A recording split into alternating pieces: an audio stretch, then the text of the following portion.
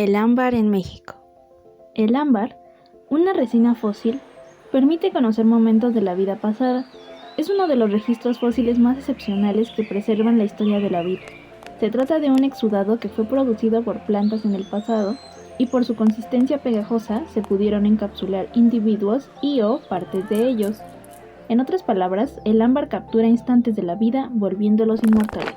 Esta resina fósil nos da pistas para reconstruir los organismos y los ambientes que existieron en el pasado.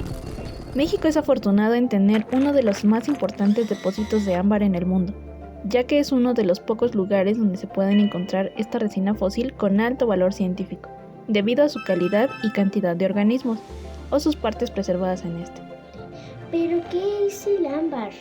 El ámbar es una resina, es decir, es un tipo de exudado o sustancia líquida que fue generada por plantas en el pasado y que fue sometida a un proceso de fosilización. En la actualidad se conocen distintas plantas que tienen la capacidad de sintetizar, almacenar y secretar distintos tipos de exudados a través de estructuras especializadas, muchos de los cuales tienen importancia económica. Por ejemplo, las gomas en la familia Burseraceae, Boswellia, el látex típico de la familia Euphorbiaceae, como en la Nochebuena, y las resinas como la chucata en el mezquite, usada como endulzante. Espera, ¿y qué es un exudado? ¿Las plantas sudan? Los exudados de una planta pueden definirse como una secreción líquida, viscosa y pegajosa. Sin embargo, las resinas se diferencian de otros exudados por su composición química. Se trata de una mezcla de compuestos volátiles y no volátiles, los cuales incluyen compuestos terpenoides y/o fenólicos, características que le han permitido preservarse en el registro fósil. Aun cuando las plantas aparecieron en la Tierra hace unos 450 millones de años, la cualidad de generar un exudado no se presentó hasta mucho tiempo después.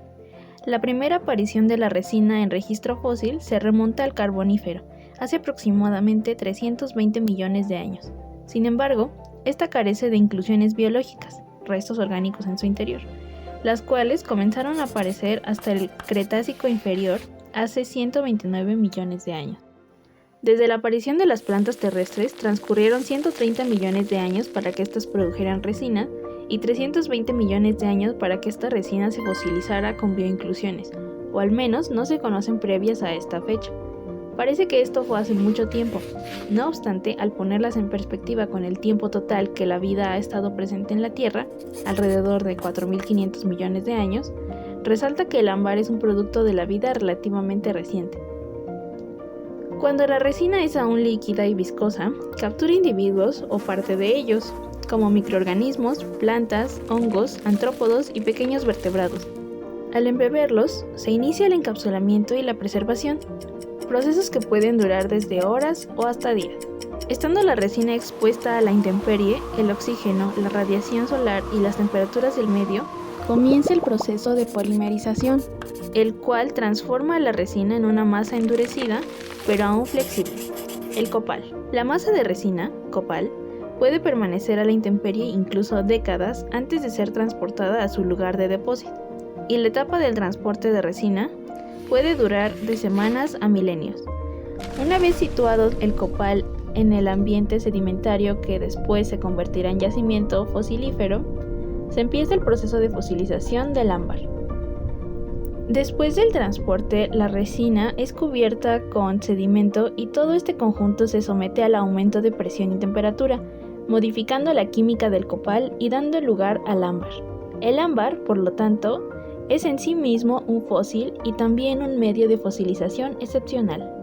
¿Entonces todo el ámbar es un fósil? Sí, y una reciente propuesta ha sugerido que 2.58 millones de años es el límite para diferenciar el ámbar del copal. ¿Cuánta resina puede producir una planta? Lo más cercano que podemos llegar a la respuesta es comparando con plantas actuales. Se sabe que los pinos exudan por hendiduras artificiales de 1.5 a 2.5 kilogramos de resina por año. En contraste, el árbol de damar del este de Asia puede obtener hasta 10 kilogramos de resina cada 2 meses, lo que nos lleva a la conclusión que, así como muchas cosas en la biología, depende de la especie.